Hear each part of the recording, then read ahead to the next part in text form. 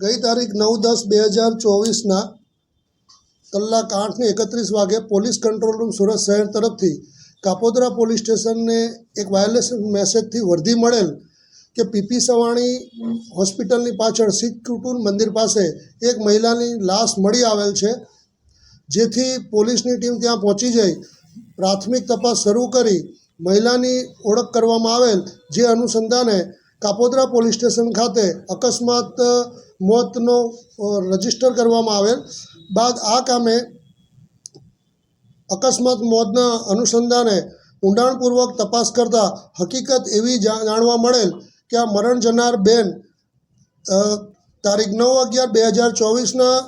કલાક રાત્રિના આશરે 3:30ની આસપાસ ઘરેથી નીકળી ગયેલ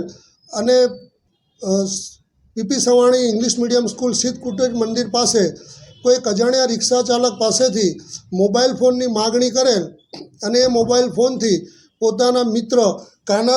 કાનાભાઈ બુધાભાઈ પરમારનાઓને ફોન કરી અને બોલાવેલ. આ કાનાભાઈ બુધાભાઈ પરમાર તેના અન્ય એક મિત્ર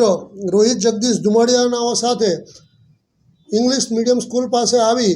આ બેનને પોતાની સાથે લઈ જઈ અને ઉત્તરાયણ પોલીસ સ્ટેશન હદના મોટા વરાછા ખાતે આવેલ પનવેલ હોટલમાં લઈ ગયેલ અને ત્યાં આશરે 45 મિનિટથી લઈ 60 મિનિટ સુધી રોકાયેલ અને ત્યારબાદ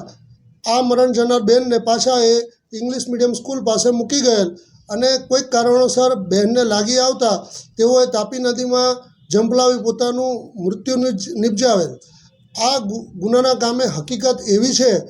કે આ કાનાબુધા પરમારનાઓને આ બેન સાથે સંબંધ હોય અને તેને સંબંધ બાંધવા માટે અવારનવાર બળજબરી કરતા હોય અને લાલચ આપતા હોય અને ધમકી પણ આપતા હોય અને તે પોતે આરોપી પોતે પણ લગ્ન કરેલ હોય, જેથી આ સંબંધ લાંબો ટકી શકે તેમ ના હોય તેનું માઠું લાગી આવતા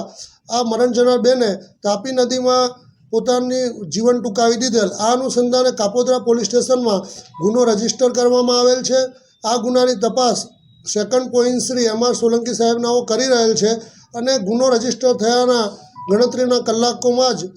મુખ્ય આરોપી કાનોબુધા પરમાર તથા રોહિત જગદીશભાઈ ધુમાડિયાનાઓની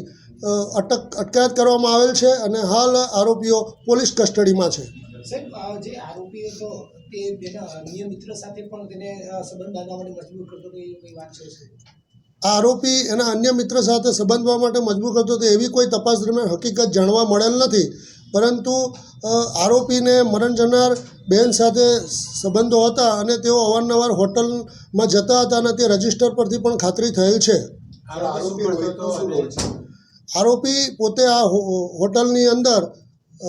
હાઉસકીપિંગ અને સફાઈ કામદાર તરીકેનું કામ કરતો હતો.